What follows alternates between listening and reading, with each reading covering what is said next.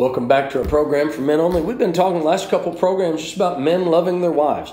What are some practical ways that they are to love their wives? And I think we ended up in the last segment a little bit talking about concentrating or that men a lot of times, forgive me if you're a lady watching, but a lot of times men in whatever profession will usually be the best at any profession, even a profession dominated by women, because when a man focuses on something, he has the ability to focus on that one thing and see all stuff and have creativity and understanding and ideas and stuff when he focuses on that thing.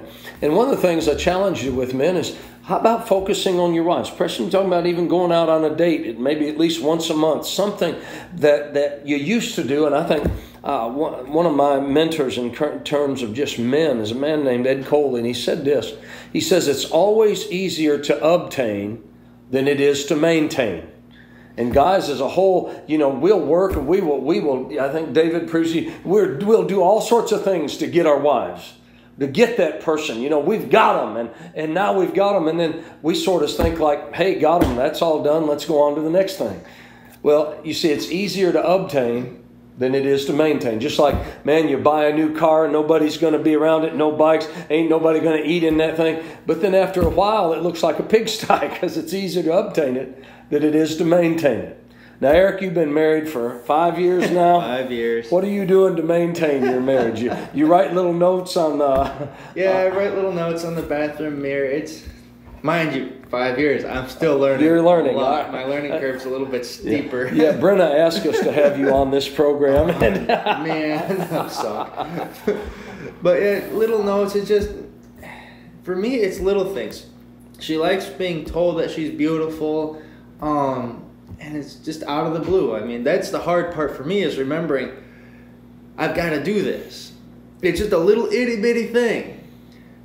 And it doesn't really get me much when I do it. I mean, honey, I just wanted to say you look beautiful today. And yeah, a big impact over there, but I don't see it right away, so I don't feel like I just bought a new car. Yeah. But what wives want to hear that? They do, all the time. But like I said, it's that little thing, and the little things, oh, I got big things to worry about. But that little thing has the greatest impact. Well, today now, just the reality, with all of the models and all this stuff, man. Oh. I think I heard there's only 1% of the world's women look like the models, but everybody's supposed to look like that. I watched a YouTube video on that. They took a woman, they're watching her, she sat down in front of the camera, and then they started doing her makeup and doing this and that and getting her ready to take this picture. Then they take the picture, then they take her and they Photoshop her image. And one of the things they did, they made her neck like another inch longer in Photoshop. And finally you see this billboard, and that ain't the girl that they just took a picture of. Not even close. Her own mother wouldn't recognize her in that picture. And women get compared to that. Yeah. Yes. But yet, what a wife wants to hear, something as simple. I mean, because, a wife doesn't, I don't know if she cares what other people think about it, but she is concerned about what her man thinks of her. Absolutely. Oh, yeah. Absolutely. Hands down. No questions asked. Little things are really important. They are. And when you speak to your wife in that, you have to convey to her that you're really truthful feelings. You're not trying to check off a list. If I do this, this, and this, and this, I got all these brownie points. Boy, they've got you nailed. Is that you do it in a loving, compassionate way. Like, it's that touch. It's spending that time. Because they'll know how much you care for them. And tell them you love them. There's husbands out there who haven't told their wives they love them since they first got married. They've just put that away because, well, don't you know, I work hard, I go to work, I do this. That shows you I love them. No, that's not the love language. Are you talking to them? Have you told them? Have you gone out and spent time with her? Have you listened to what she has to say? Those are love languages they need to hear. Yeah. Go ahead. You gotta mean it too. 'Cause my wife's called my bluff more than once. Yes, they do. I'll tell her, oh, honey, you're beautiful today. Well, why?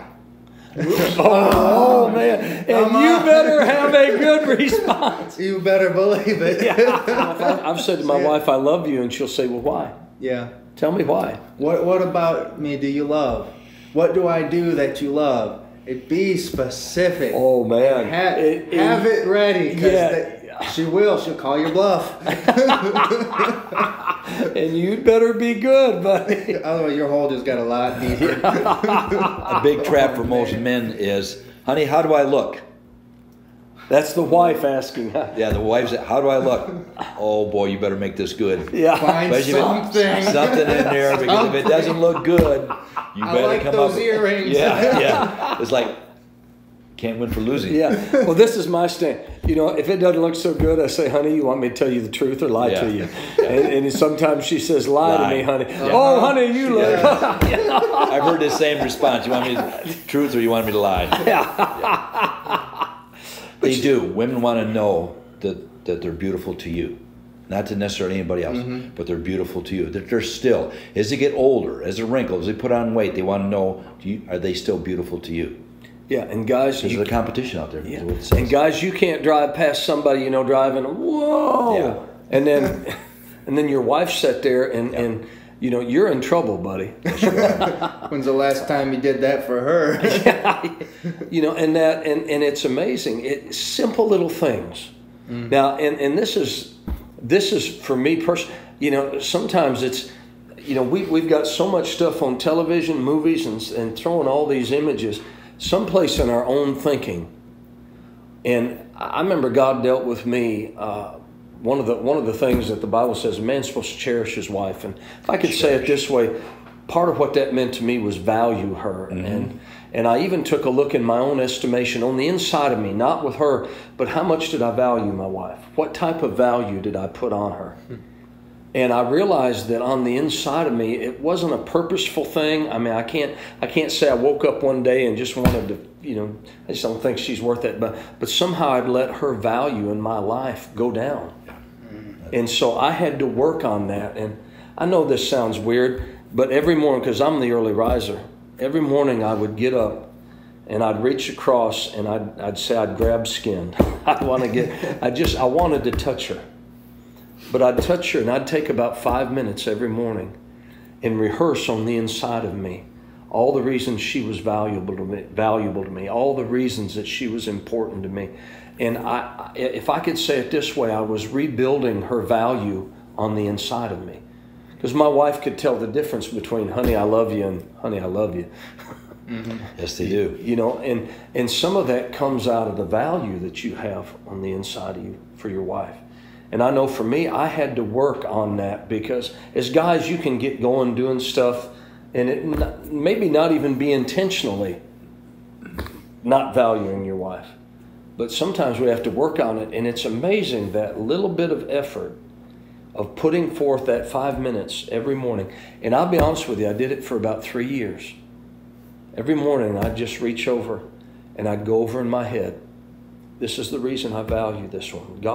God created her specifically for me. She's got the personality. She's got the character traits that I need. I couldn't make it without her. She has borne me 7 children. She has stood by my side. She's believed in me.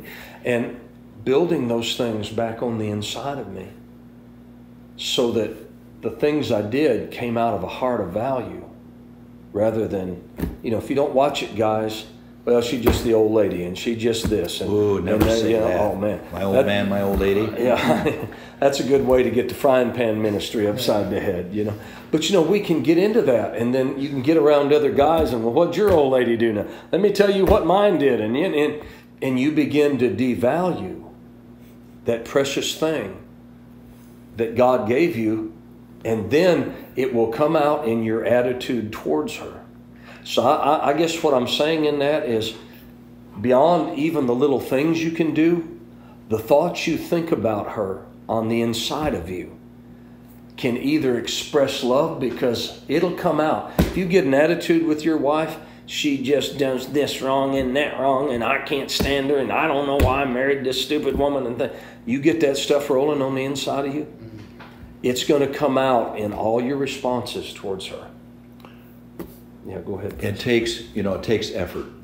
Guys that hunt and fish, they make a lot of effort to get all the right equipment, to go out there. They spend time scouting. They spend time a lot of things doing things. You spend that time scouting your wife in a very positive way. Okay, interesting.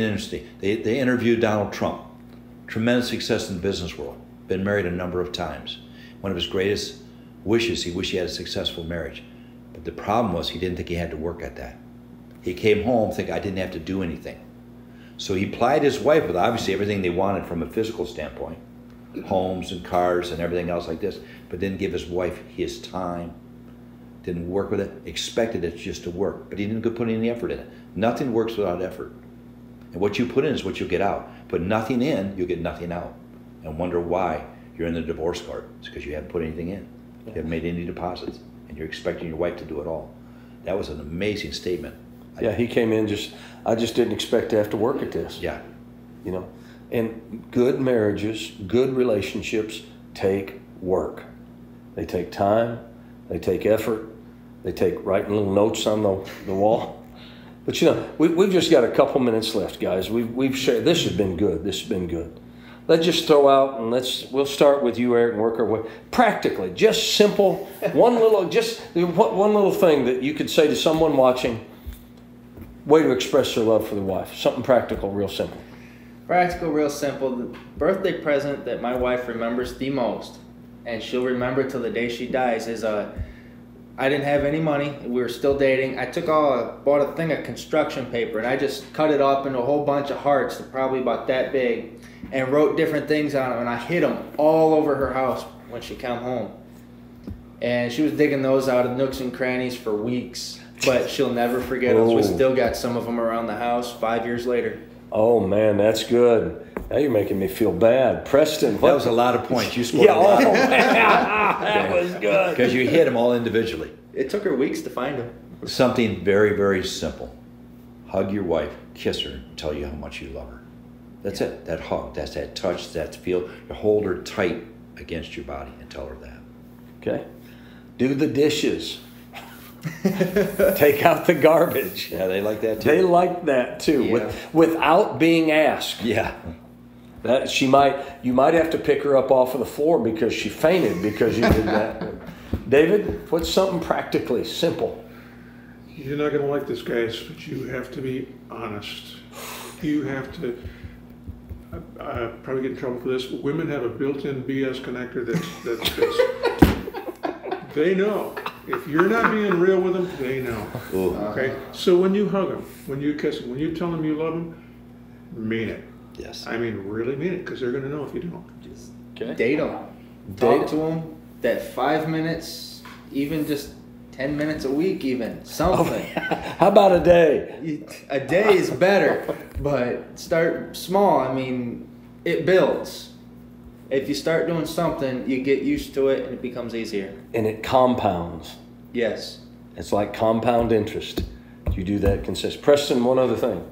I know of too many guys teaching men's fraternities that don't hug their wives, don't tell them they love them. It's a very simple thing. It's something you can do every day, at least once a week. You tell them that. You know, that you want one practical thing. You take your wife, you hold her in your arms, and you kiss her and tell her how much you love her. You don't need to do a whole lot of other things. It's nice to do the other things. It's nice to have the gifts. It's nice to have things scattered all over the house. I love all. It's nice to do the dishes, but that they really want you to know. When you hold them, that says a lot to them. It says you care. In there. It's amazing in our technology today. Guys, we use our cell phones for everything. Not me. Yeah. Well, yeah, Preston is still a dinosaur. I'm still a dinosaur. He's just learning to use a cell phone. But, you know, guys, if you text your wife or maybe called her, it won't take but just a minute. Call her and say, hey, honey, and she'll say, what? Say, just called to tell you I loved you. I was just thinking about you.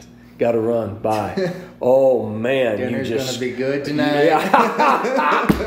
Because she knows you were that you were thinking about her. That's right. It's amazing. And it takes no time. Your home's on speed dial. You just punch a button. It takes about 10 seconds, but it can score you major points. The reality is she was probably thinking about you sometime during the day. Yeah. Yeah. Yeah. All right, David, anything else? Last thing, and this is probably the easiest thing, because it's not really important what I do. What's important is what you do. Go back into your history. Go back to that time when you were courting your wife. Mm-hmm. Think about that. What was it that she appreciated then that you're not doing now? That's right. That's And right. you know what? Guys, if you study your wives, you know when you've done good You can tell by that little grin on her face, that little sparkle in her eye, whatever it might be. You know when you've done good and you know when you've done bad. That's right. So if you study real good, when you see that little smile, when you see that little sparkle, you know you've ministered to her. You've touched someplace in here. And I'll tell you this, do it again. That's right. And do it again. And do it again. Well, my wife's cold. Who made her that way, Frosty? It could be you've not done the things to warm her heart on a consistent basis. So the reason she's frigid is because you haven't warmed her up by showing her love. I hope these programs have helped you in some form or fashion. To be honest with you, I wish I'd heard this program when I was a whole lot younger in marriage, because it would have helped me. Absolutely. Just some of the practical things to show how you love your wives. We trust you've enjoyed this program for men only.